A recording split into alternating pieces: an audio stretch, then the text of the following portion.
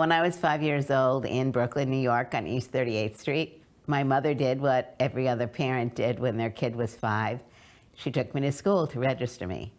And this was in the early 1950s. There were no motorized wheelchairs, so she pushed me to school, and it wasn't accessible. She pulled me up the steps, and the principal said I couldn't go to school because I was a fire hazard. I don't really know that there was an explanation. It just was. I think the average person, they see disability as a threat to not being able to do things as people have typically done them. And I think there's truth in that.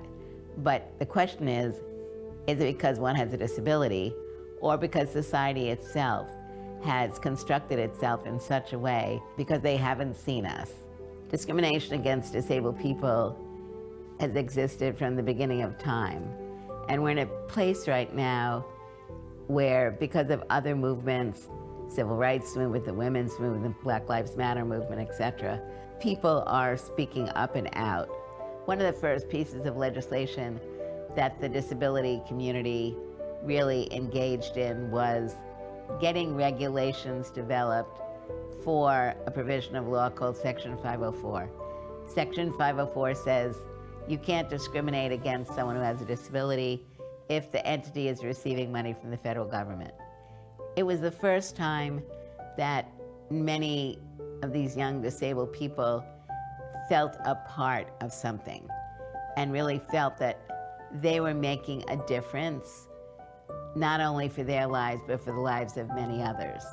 There is a shift, I believe, going on in our society where we're looking at race and gender equality and disability as issues that we need to address, that diversity is something that makes our companies stronger, that diverse businesses provide better services for customers.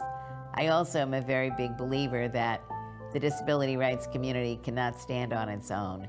We need to be working with all other movements, and we want all other movements to be inclusive of disabled people. If we are actively learning and working together, we can do things like make sure when housing is being built in our communities that it's accessible, not just for people who have physical disabilities today, but if you're going to have a physical disability tomorrow. I think having a disability really has allowed me to do and get in touch with so many things and opportunities that otherwise would not have happened. People look at us as the label of our disability. And it is a part of who we are, but it is not who we are. My name is Judy Human, and this is my brief but spectacular take on the disability rights movement.